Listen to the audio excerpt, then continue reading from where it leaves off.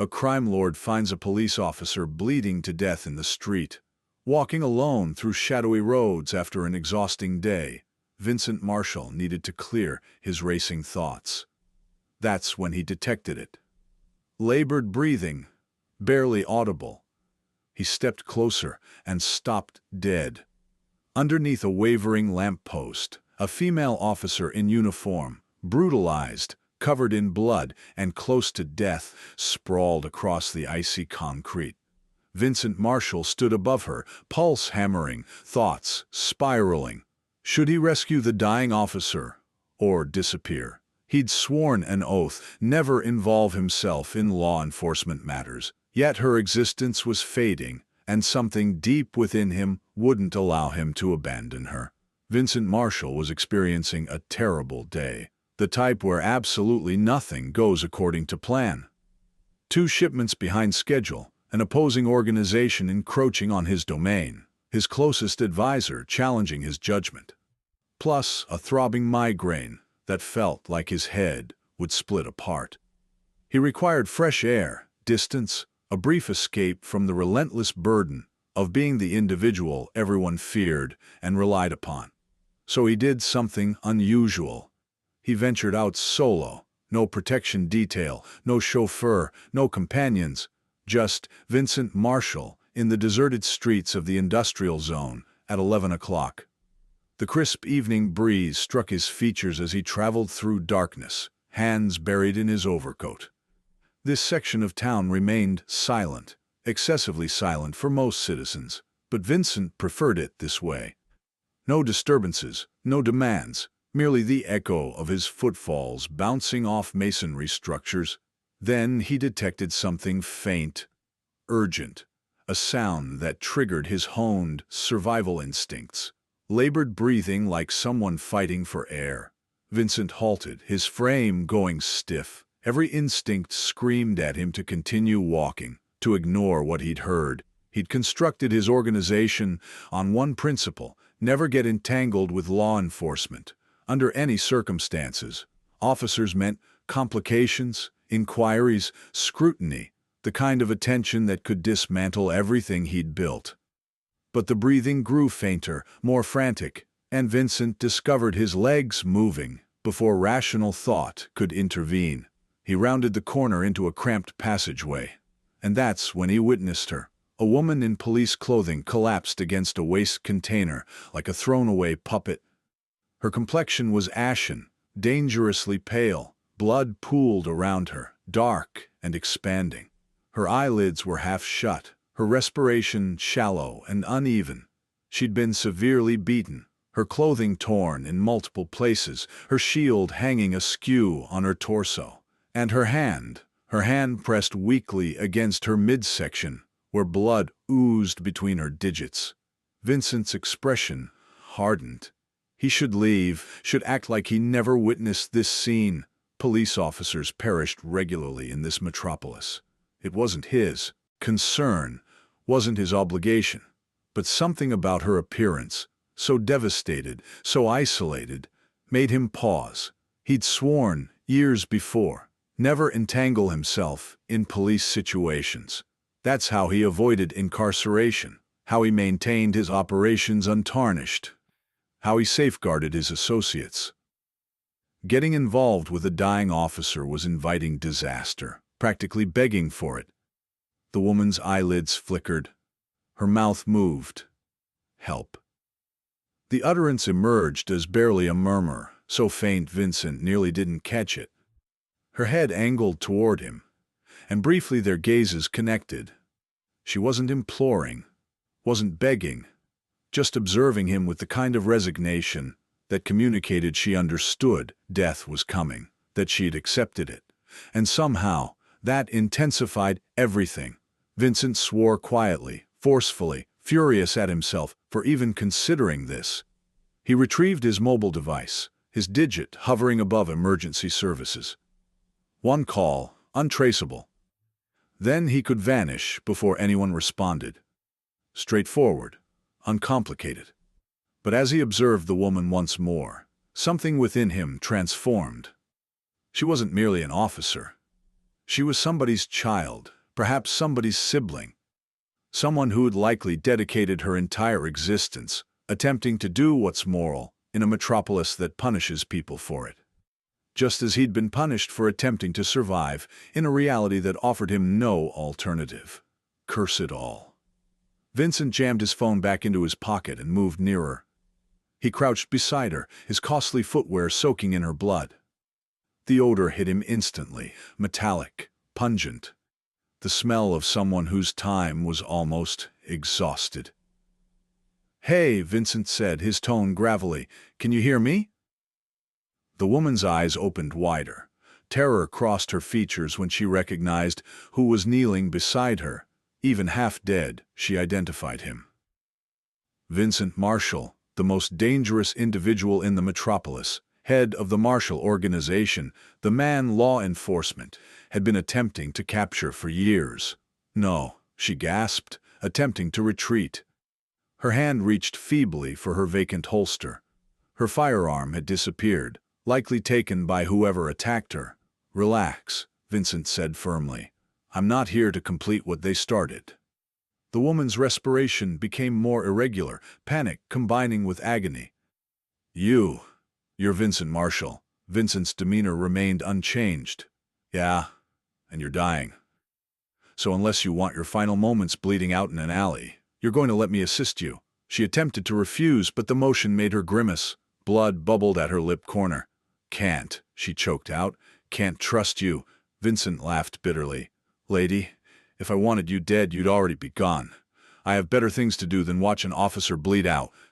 He pressed his palm over hers, applying compression to the injury in her side. She gasped in pain, her frame going rigid. "Who did this to you?" Vincent demanded. "Who?" Her eyes welled with tears, not from pain, from something darker. "My own partner." The words struck Vincent like a physical blow. "What?" "Set me up," she whispered, her voice cracking. "Dirty cops. Been investigating them, they discovered. Attempted to silence me." Vincent's mind raced. An officer investigating corruption, betrayed by her own colleagues, abandoned to perish in an alley. This wasn't simply an assault. This was an execution, and whoever ordered it possessed connections, sufficient power to make a police officer vanish without questions. "How many others?" Vincent asked urgently. "How many officers are involved?" She tried to respond, but her eyes started rolling backward. "No." Vincent grabbed her face, forcing her to focus on him. "Stay with me. You don't get to die yet. Not until you tell me who did this." "Names," he demanded. "I need names." Her lips moved, but no sound emerged. Her body was failing. Vincent surveyed the vacant alley. No witnesses, no surveillance, just him and a dying officer who'd been betrayed by those sworn to protect her. He faced two options: walk away, act like this never occurred, maintain his vow to avoid police business, protect his empire, protect his people, or violate that vow, risk everything, and rescue someone who'd likely spent her entire career attempting to imprison men like him. Vincent shut his eyes, considered all the reasons he should depart, all the ways this could ruin him. Then he considered something else: his younger sister, gone at 19, because corrupt officers on someone's payroll ignored her when she overdosed. Because corruption shielded the traffickers who sold her, the substances that killed her, because nobody with authority cared about one girl from the streets. Sophia, her name still cut like shattered glass whenever he recalled it. She'd been so youthful, so vibrant. And the officers, the ones supposed to protect people like her, they'd accepted $500 weekly to allow the trafficker to operate 3 blocks from a precinct, divided among 4 officers. Vincent had discovered their identities years afterward, tracked every single one. But by then, they'd left the force, relocated, shielded by the system they'd corrupted. He'd never obtained justice for Sophia. But perhaps, just perhaps, he could obtain it for this woman. Vincent's eyes opened suddenly, fury burning through him like flames. He lifted the woman into his arms. She was light, dangerously light. Her head drooped against his torso, her breathing barely detectable. "You're not dying tonight," Vincent said through gritted teeth. "Not like this. Not because some corrupt officers decided you were disposable. He carried her from the alley, his mind already calculating his next actions. He couldn't bring her to a medical facility. Too many inquiries, too much scrutiny. But he knew someone, a physician who was indebted to him, who didn't pose questions, who could maintain her alive long enough to obtain answers. As Vincent traveled through the vacant streets, the woman's hand suddenly gripped his jacket. Her eyes opened once more. "Why?" she whispered. "Why are you helping me?" Vincent didn't respond immediately. Then he said quietly, "Because someone should have helped my sister, and nobody did." The woman's eyes closed again, but her grip on his jacket tightened slightly. Like, perhaps, just perhaps, she comprehended. Vincent retrieved his phone with one hand, still carrying her with the other. He dialed a number. "Tony, I need the doctor at the safe location on 8th, immediately. I don't care if he's sleeping. Wake him. This is urgent." He disconnected before his lieutenant could question him. Vincent glanced down at the woman in his arms. Her face was ghostly pale, her pulse faint beneath his fingertips. He'd just violated his most critical rule, and he had no idea what repercussions were approaching. But as he carried a dying officer through the shadows of the metropolis, he controlled. Vincent Marshall realized something. Some rules were meant to be violated. And tonight, he was about to discover if saving one existence would cost him everything. The safe location on 8th Street resembled any other abandoned industrial building from outside. Corroded metal doors, shattered windows covered with boards, graffiti tags spray-painted across brick surfaces. But Vincent knew better. Behind those doors existed a fully equipped medical center. Cutting-edge equipment, surgical illumination, monitoring systems. Everything required to treat injuries that couldn't be explained in a hospital. He kicked the entrance open, still carrying the dying officer in his arms. Her breathing had grown even weaker. Her skin felt like ice against his torso. Tony was already present, pacing like a trapped animal. His eyes widened when he witnessed what Vincent was carrying. "Boss, is the doctor here?" "Yeah, but boss, that's a cop. You brought a cop to our safe location. Are you out of your—" I said, "Is the doctor here?" Vincent's tone allowed no argument. Tony nodded frantically. "Yeah, but—" Dr. Sullivan appeared from the rear room, medical bag already in hand. He was in his 60s, silver hair, steady hands, and the kind of face that had witnessed too much to be shocked by anything. But even he paused when he saw the police uniform. "Mr. Marshall," Sullivan said carefully, "this is complicated." "She's dying," Vincent said flatly. "Fix her. Now." Sullivan looked at Tony, then back at Vincent. "If she dies here, if anyone discovers, we'll handle the repercussions," Vincent interrupted. "Right now, she needs surgery. So either you operate, or I find someone who will."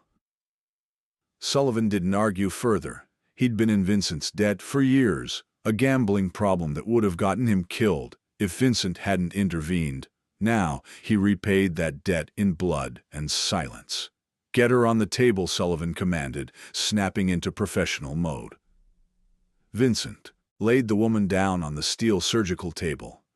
Under the bright illumination, she looked even worse. Bruises covered her face, deep lacerations on her arms, and the injury in her side, dark and seeping. Sullivan cut away her uniform, exposing the full extent of the damage.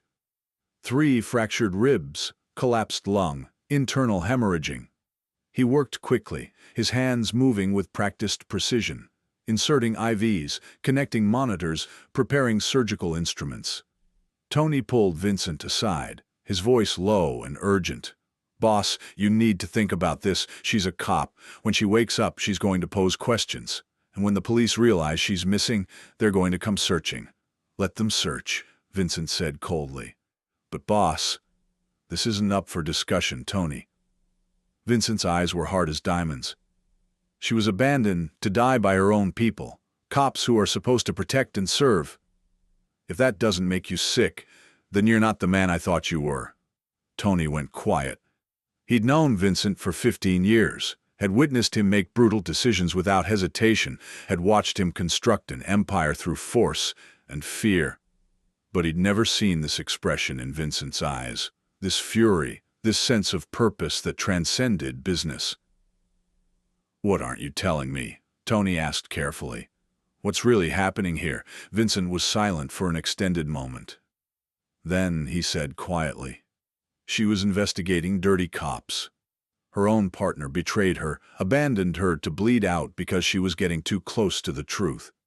Tony's expression shifted, understanding dawning. "And you think those same dirty cops might be connected to us, to our operations?" Vincent nodded slowly. "Consider it, Tony. How many times have we paid off officers? How many times have shipments gotten through because someone in a uniform looked the other way? What if the people we've been paying are the same ones who tried to kill her?" The implication struck Tony forcefully. If that was accurate, if the corruption extended that deeply, then they weren't just dealing with one dying officer.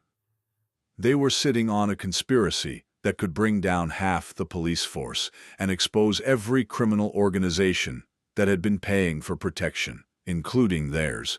"We need to know what she knows," Tony said urgently. "Who she was investigating, what she found, and we need to know it before she wakes up and realizes she's in the hands of the Marshall organization." Vincent looked through the glass partition at Dr. Sullivan working frantically to save the woman's existence. "I'll handle it," Vincent said. "You focus on making sure nobody followed us here. Double the guards. Nobody enters or exits without my permission." Tony nodded and retrieved his phone, already making calls. Vincent stood alone, watching the surgery through the glass, his mind racing. He'd just crossed a boundary he could never uncross, and there was no returning now. 20 minutes afterward, Sullivan emerged, removing blood-soaked gloves. "She's stable," Sullivan said, exhaustion clear in his voice. "For now. But she lost significant blood. The next 24 hours are critical." "Will she wake up?" Vincent asked. "Eventually," Sullivan replied. "But when she does, she's going to be in substantial pain. I can manage that." "But Mr. Marshall, she's going to need answers. She's going to want to know where she is, who saved her, why." Vincent walked past him into the recovery room where the woman lay unconscious. Tubes extended from her arms. Monitors beeped steadily.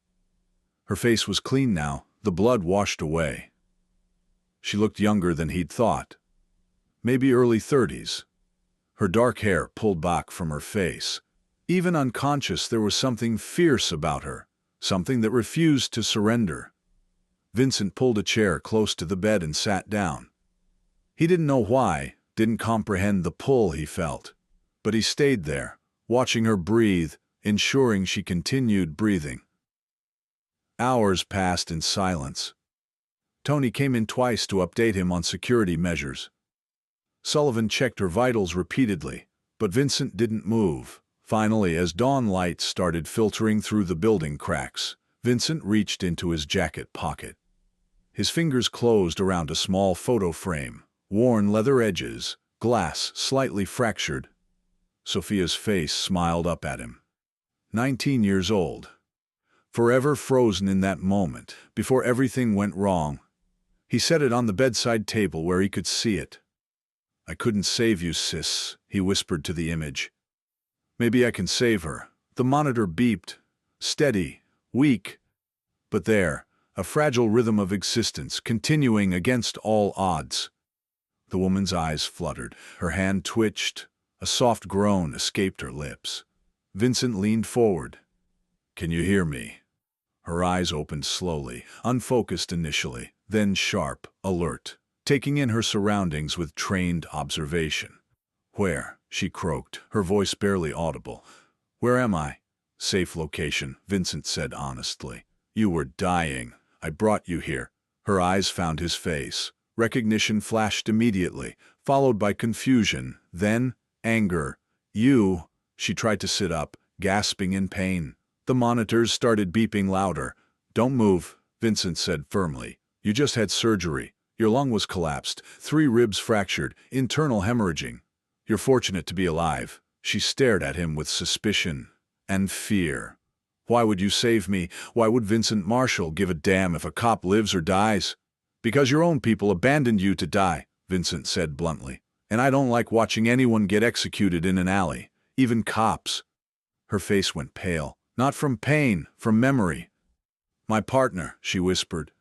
Martinez, he shot me, abandoned me there, said I should have minded my own business.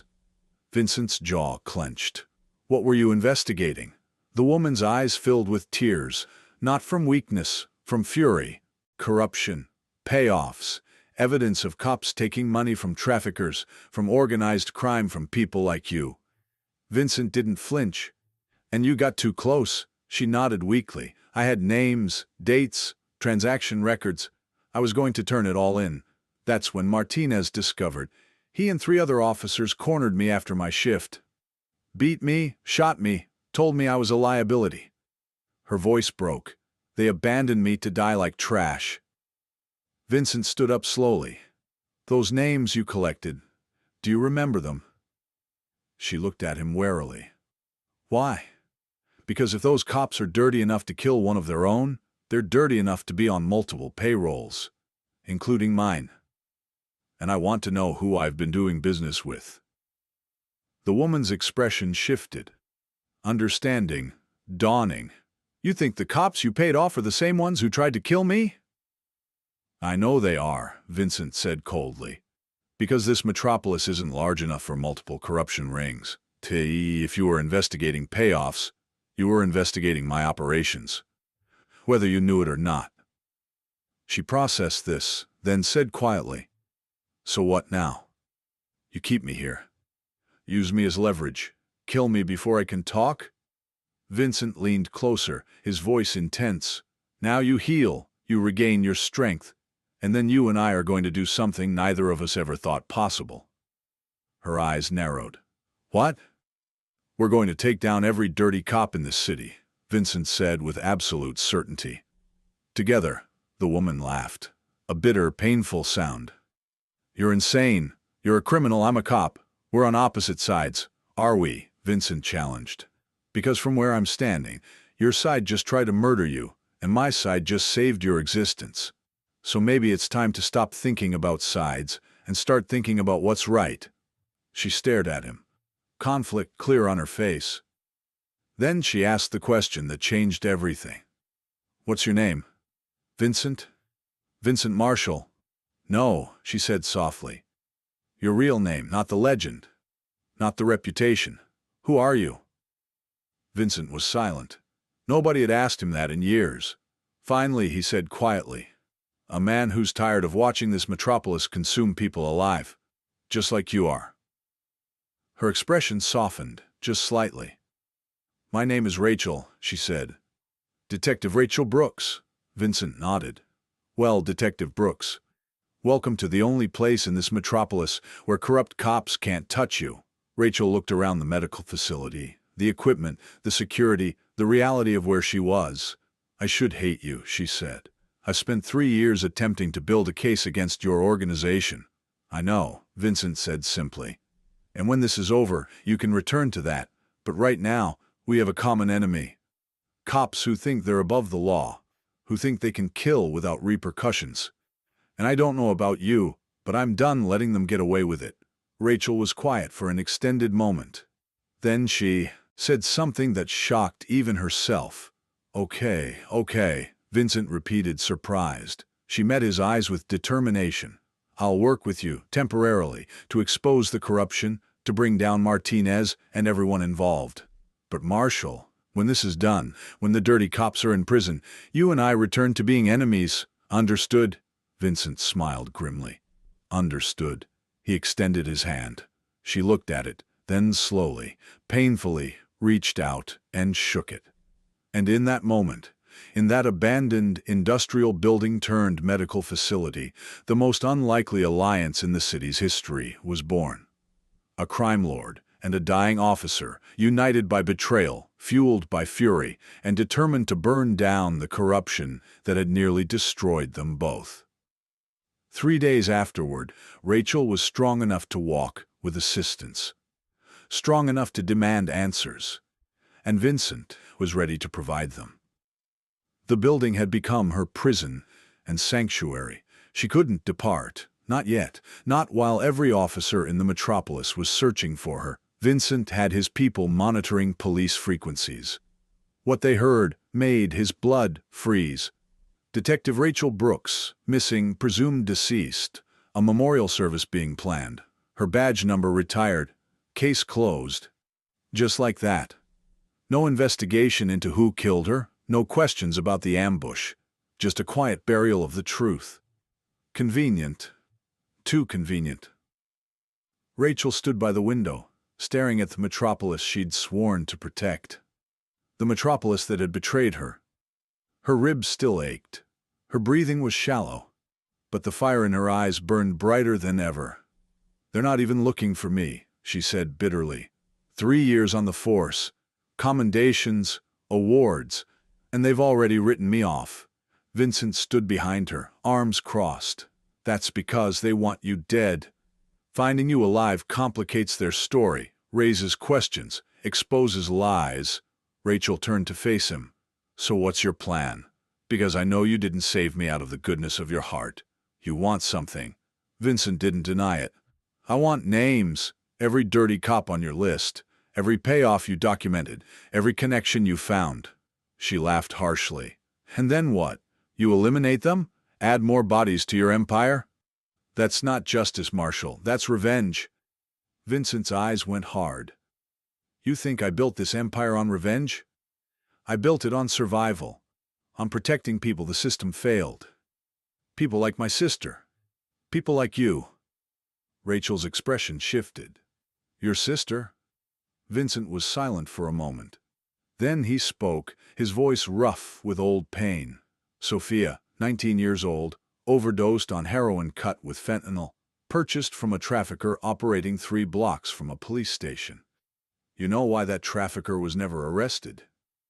Rachel waited, her chest tightening. "Because he was paying cops for protection," Vincent said flatly. $500 weekly, split between 4 officers. "My sister died because those cops valued money over existences." He stepped closer, his voice intense. "So don't lecture me about justice, detective. I know exactly what the system protects. And it's not people like us." Rachel was quiet, processing. Then she said softly, "I'm sorry about your sister." Vincent turned away. "Don't be, just help me make sure it doesn't happen to anyone else." The entrance burst open. Tony rushed in, his face pale. "Boss, we've got a problem." "What kind?" Vincent demanded. "The kind that involves Martinez and 6 other cops surrounding this building." Rachel's blood went cold. "They found me." "How?" Rachel asked urgently. Tony shook his head. "Don't know, but they're not here officially. No backup, no patrol vehicles. Just 7 dirty cops with weapons and bad intentions." Vincent's mind raced. They'd been careful. No phone calls, no digital trails. Someone must have talked. Or worse, someone had been watching. "Get her to the basement," Vincent commanded. "Tony, take 3 men. Protect her with your existence." "What about you?" Rachel asked, alarm in her voice. Vincent pulled a handgun from his waistband, checked the clip. "I'm going to have a conversation with your former colleagues." "You can't fight them," Rachel said urgently. "They'll kill you, then they'll storm in here and finish what they started." Vincent smiled coldly. "Detective, I've been fighting dirty cops since I was 16. They don't scare me." Tony grabbed Rachel's arm. "Come on, we need to move." Rachel resisted. "Wait." She looked at Vincent. "If you kill them, if you add more bodies, you're proving everything they say about you, that you're a monster, that you're the enemy." Vincent met her eyes. "Maybe I am, but I'm a monster who saves people." "What are they?" Rachel had no answer. Tony pulled her toward the basement access. She went reluctantly, looking back at Vincent one final time. Outside, Martinez and his crew moved like shadows. Professional, coordinated, weapons drawn. Martinez was in his 40s, thick build, cold eyes, the kind of officer who'd stopped believing in justice years ago. "If she survived, she's in there," Martinez said to his team. "Find her, kill her, and anyone who helped her." One of the younger cops hesitated. "Martinez, maybe we should." "Maybe what?" Martinez snapped. "Call for backup. Explain why we're executing a fellow officer. She knows too much. She has evidence. If she talks, we all go to prison. So we end this tonight. They approached the building entrance. Martinez tested the door, locked. He signaled to one of his men, breaching charge. But before they could plant it, the door swung open. Vincent stood in the doorway, unarmed, calm, hands visible at his sides. "Gentlemen," Vincent said with dangerous politeness, "can I help you?" Martinez's weapon came up immediately. "Vincent Marshall, step aside. We have reason to believe you're harboring a fugitive." Vincent smiled coldly. "A fugitive? You mean the officer you abandoned to die in an alley?" Martinez's expression didn't change, but his eyes flickered dangerously. "I don't know what you're talking about." Vincent leaned against the door frame, completely relaxed, despite the 6 weapons aimed at his torso. "Detective Rachel Brooks, shot by her partner, abandoned to bleed out. Except she didn't die."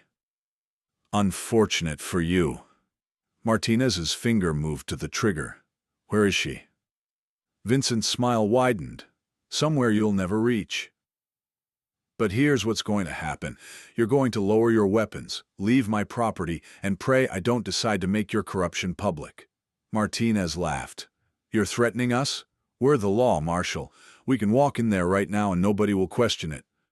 Vincent's expression went ice cold. "You're not the law. You're criminals wearing badges. And the difference between you and me? I don't pretend to be something I'm not." The younger officer spoke up nervously.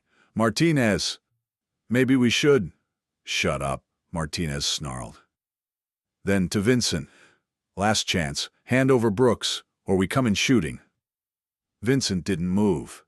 "Then you better make your first shot count, because you won't get a second." Martinez's face went red with rage. He raised his weapon. That's when the rooftops lit up. 20 men, all armed, all with laser sights pointed at Martinez and his crew. Vincent's people, positioned for exactly this scenario. Martinez froze. His team looked around in panic, red dots dancing across their chests. "You were saying," Vincent asked calmly, "something about coming in shooting?" Martinez's voice shook with barely controlled fury. "You're making a mistake, Marshal. A big one. We have friends, connections. You can't fight the entire police force." Vincent stepped forward. "I'm not fighting the entire force, just the corrupt parts. And Detective Brooks has everything. Names, dates, bank records, every payoff you've taken, every trafficker you've protected, every law you've violated. She was going to expose you 3 days ago." He paused, letting that sink in. "Now she has my resources, my protection, and my motivation to see you all destroyed." Martinez's hands trembled. "You're bluffing." "Try me," Vincent said softly. "Walk away right now and you might survive the week. Come into my property, threaten my people, and I promise you'll be in prison before dawn. Or worse." The standoff held for 10 agonizing seconds. Finally, Martinez lowered his weapon. His team followed suit. "This isn't over," Martinez said through clenched teeth. "Agreed," Vincent replied. "It's just beginning." Martinez and his crew backed away slowly, never taking their eyes off the rooftops, never lowering their guard.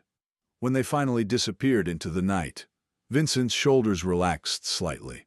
Tony emerged from the basement with Rachel. She looked shocked. "You just threatened 7 armed cops. Do you have a death wish?" Vincent holstered his weapon. "I have a strategy. There's a difference." "What strategy?" Rachel demanded. "You just made yourself a target. They'll return with more people, more weapons. They'll destroy you." Vincent turned to face her. "Let them try. Because here's what they don't know." He paused, his expression grim. "I've been recording everything. Every payoff they took from my organization. Every transaction, every meeting. I have proof that connects them to traffickers, dealers, murderers." Rachel's eyes went wide. "You've been documenting them, just like I was?" Vincent nodded. "The difference is, I have the resources to protect my evidence, to distribute it if something happens to me." Martinez and his crew, they're not just fighting one detective anymore. They're fighting an entire network. Rachel sat down heavily, processing this. "Why? Why would you collect evidence against people you were paying?" Vincent's expression was grim. "Because I learned a long time ago, never trust anyone you can't destroy." Those cops weren't partners. They were liabilities waiting to happen. And now they're exposed. Rachel looked at him with new understanding. You're not just a criminal. You're a strategist. Vincent smiled without humor. In my world, there's no difference. You strategize or you die. Rachel stood up slowly, her ribs aching. So what's the plan? We can't stay here. Martinez will return with reinforcements. We need to move before... She stopped abruptly, her eyes going to the window. Vincent followed her gaze. Outside, the street was filling with police vehicles. Not just 7 dirty cops. 20 vehicles, 40 officers surrounding the building. Tony cursed loudly. Boss, we're surrounded. Vincent's jaw clenched. He'd miscalculated. Martinez hadn't retreated. He'd called for backup, and now they were trapped. Rachel's face went pale. They're going to storm the building, kill everyone inside. Blame it on a shootout. Vincent retrieved his phone, made a call. I need everything, right now. He disconnected and looked at Rachel. How much do you trust me? Not at all, Rachel said honestly. Good, Vincent replied, because what I'm about to do will either save both our existences or get us both killed. And I need you to follow my lead, without questioning it. Rachel looked at the police force gathering outside, at the men on the rooftops, at Vincent's crew preparing for conflict. Then she made a decision that would change everything. Okay, I trust you. Vincent's expression shifted. Something like respect in his eyes. Then let's give them a show they'll never forget. He grabbed a megaphone, stepped out onto the building catwalk, where everyone could see him, and spoke words that would echo through the entire metropolis. My name is Vincent Marshall, and I'm here to expose the biggest corruption scandal in this city's history. Every officer down there with a badge, ask yourselves, do you know who you're working with? Because some of your brothers aren't here to uphold the law. They're here to bury it. Rachel stepped beside him, visible to everyone, alive, breathing, proof that Martinez had lied. Detective Rachel Brooks, Vincent continued, his voice carrying across the courtyard. Alive, despite the efforts of corrupt officers who tried to execute her for investigating their crimes. The crowd stirred, confusion spreading through the ranks.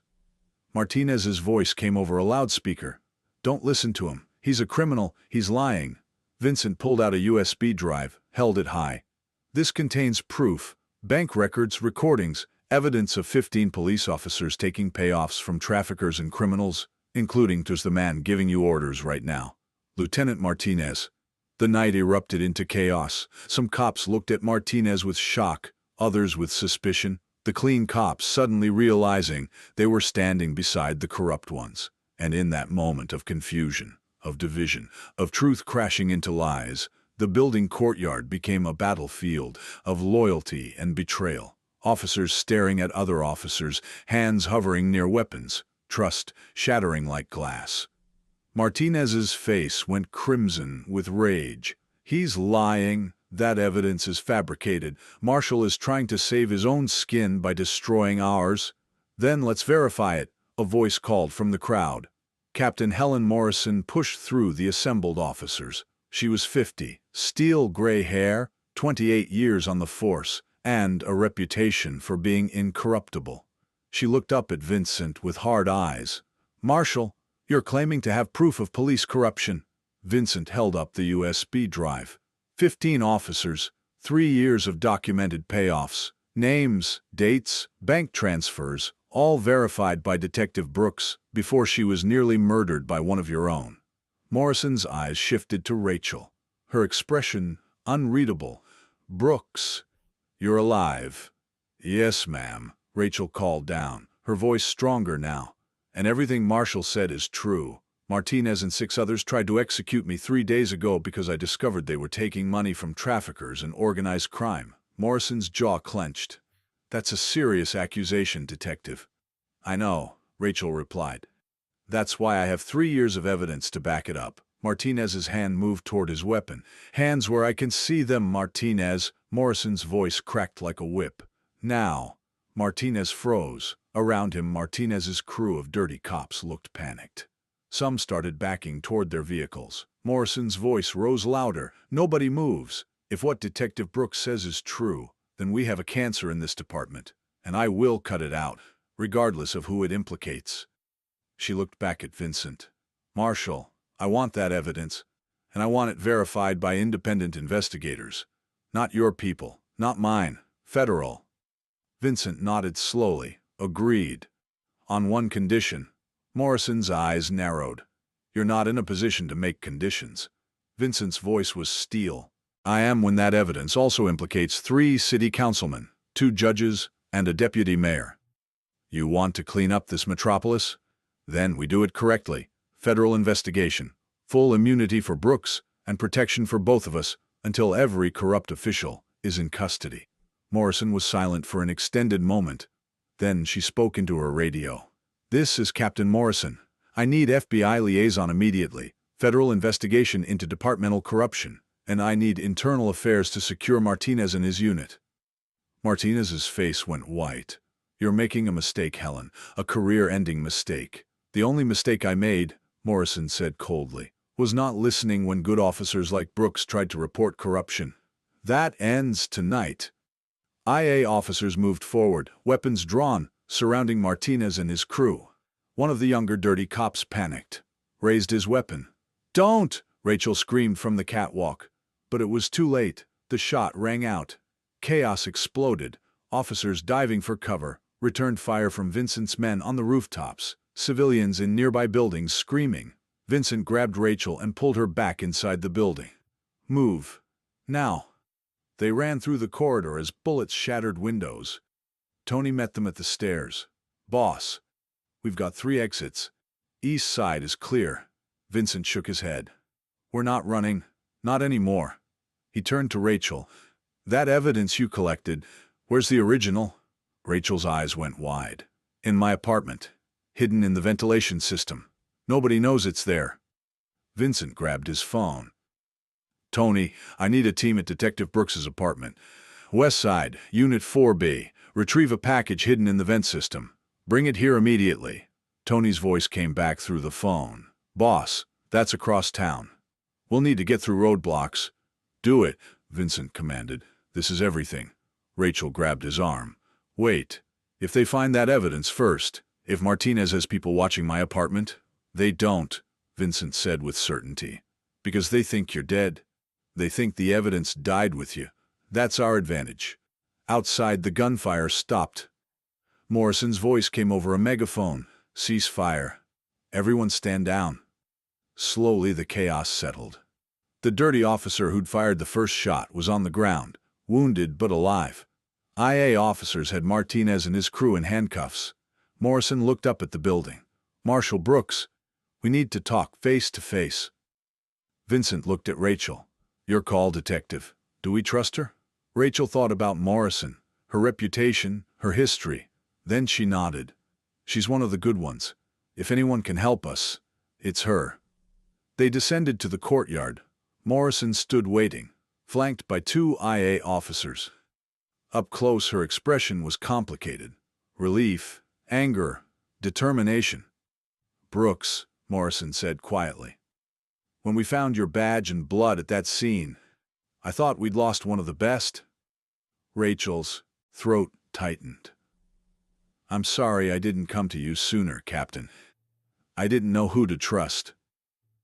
Morrison's expression softened slightly. I understand why. This department has failed you, but we're going to make it right. She turned to Vincent. Marshal, I don't like you. I don't like what you represent. But if what you're saying is true, you may have just exposed the biggest corruption scandal in this city's history. Vincent met her eyes evenly. It's true, every word, and it goes higher than just street cops taking payoffs. A black SUV pulled up. FBI agents emerged. Professional, no nonsense. Morrison briefed them quickly. They listened with increasingly grim expressions. One agent, a woman in her 40s named Torres, approached Vincent. Mr. Marshal, we'll need your full cooperation. Everything you have, recordings, documents, testimony. Vincent nodded. You'll get it, but I want guarantees. Protection for Detective Brooks, immunity from prosecution for crimes related to this investigation, and security until every corrupt official is in custody. Torres considered this. "You're asking for a lot. I'm offering more," Vincent replied. 3 years of documented corruption, connections between organized crime and city officials, evidence that will reshape this entire metropolis. Torres extended her hand. "Deal. But Marshal, if you're lying, if this is some kind of manipulation, I will personally ensure you spend the rest of your existence in federal prison." Vincent shook her hand firmly. "I'm not lying because unlike the cops who tried to kill Detective Brooks, I actually want to see justice done." Tony arrived 20 minutes afterward, breathing hard, carrying a manila envelope sealed with evidence tape. "Boss, got it." Rachel took the envelope with trembling hands. "This is everything. 3 years of work. Bank statements, recordings, photographs of cash exchanges, documented meetings between cops and traffickers. It's all here." Torres took the envelope carefully. "We'll need time to verify this. Weeks of investigation, maybe months." Rachel's voice was urgent. "We don't have months. Martinez isn't working alone. There are others, powerful people who will do anything to bury this." Torres's expression was grim. "Then we work fast, and we protect our witnesses." She signaled to her team. "Rachel Brooks and Vincent Marshall are under federal protection, effective immediately. Nobody touches them without going through us." Martinez screamed from where he was handcuffed. "You're making a mistake. Marshall is a criminal, a liar. You're protecting the enemy." Morrison walked over to Martinez, her voice ice. "No, Martinez. We were the enemy. We took an oath to protect and serve, and we violated it for money, for power. We became the thing we were supposed to fight." She turned her back on him, disgusted. "Take them away." Martinez and his crew were loaded into transport vehicles, still shouting, still threatening. But their power was broken, their secrets exposed. As the vehicles drove away, Rachel felt something she hadn't felt in 3 years. Hope. Real, fragile, but there. She looked at Vincent, standing beside her despite everything, a criminal who'd saved her existence, who'd risked his empire to expose corruption, who'd proven that sometimes the boundaries between good and evil weren't as clear as badges and handcuffs. "Thank you," Rachel said quietly. "For everything." Vincent's expression was unreadable. "Don't thank me yet. This isn't over. The people at the top, the ones Martinez was protecting, they're not going to let this go quietly." Rachel nodded. "I know, but now we have federal protection, evidence, people who will listen." Vincent looked at the metropolis skyline, lights glittering in the darkness. For the first time in years, he felt something other than cynicism. Perhaps, just perhaps, things could actually change. "Perhaps," Rachel said, reading his thoughts. "But it starts with us. With people willing to fight, even when the system is broken." Vincent smiled grimly. "Then I guess we're in for one hell of a fight." 3 weeks afterward, the metropolis exploded. 15 cops arrested, 3 city councilmen indicted, 2 judges facing federal charges, a deputy mayor resigning in disgrace. The corruption scandal made national news, headlines screaming about the detective who survived assassination and the crime lord who helped expose everything. Rachel stood in Captain Morrison's office, now promoted to lieutenant. Her badge restored, her reputation rebuilt. Morrison looked at her with respect. "You did good, Brooks. Damn good." Rachel felt pride, but also exhaustion. "It's not over yet, Captain. There are still corrupt officers out there. Still traffickers operating. Still work to do."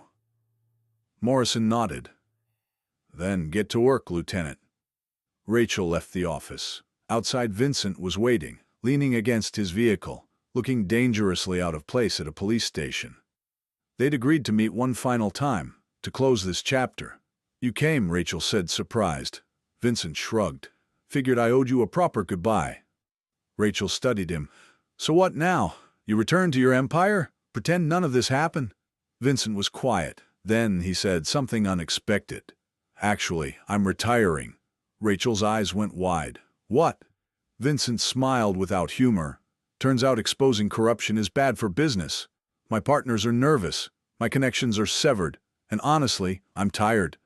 Tired of the violence, the lies, the endless game. Rachel didn't know what to say. So what will you do? Vincent looked at the sky. Something different, something that doesn't involve bullets and betrayal. Perhaps something that actually helps people. Like you do. Rachel's chest tightened. Michael, Vincent corrected. But you can call me by my real name, Michael Grant. Rachel blinked. You've been using an alias this whole time? Michael smiled. In my world, real names get you killed. But I figure if I'm starting over, I should start with the truth. Rachel extended her hand. Then goodbye, Michael Grant, and thank you for everything. Michael shook her hand, then pulled her into an unexpected embrace. Brief, but genuine. Take care of yourself, Rachel. Make this metropolis worth saving. Rachel watched him drive away, disappearing into traffic. A criminal who'd become an ally, an enemy who'd become a friend. A man who'd proven that redemption was possible, even in the darkest places. She turned back to the police station, her badge heavy on her chest. The metropolis still broken, but healing. One arrest at a time, one corrupt official exposed, one existence saved. And somewhere across town, Michael Grant, formerly Vincent Marshall, sat in his empty mansion, looking at the empire he was dismantling, the businesses he was selling, the existence he was leaving behind. His sister's photo sat on the desk. Sophia, smiling, forever 19. Perhaps I finally kept my promise, he whispered to her image. Perhaps I finally made things right. He picked up the frame, ran his thumb across the fractured glass. All these years he'd carried this guilt like a stone in his chest, the weight of failing her, of not being there when she needed him most. But saving Rachel, exposing the corruption that had protected Sophia's killer, it didn't erase the pain. It never would. It just proved that even in a metropolis, this broken, even from the darkest corners, justice could still find a way. Outside, the metropolis continued. Corrupt officials being arrested, honest cops rising through ranks no longer blocked by dirty lieutenants. A system, slowly, painfully being rebuilt. And two people, a detective and a former crime lord, had proven that sometimes justice doesn't come from the system. It comes from people brave enough to fight for it, regardless of which side of the law they stand on.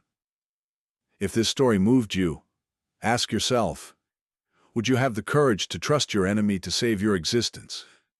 Would you fight for justice even when the system is broken? Because sometimes justice comes from the most unexpected places.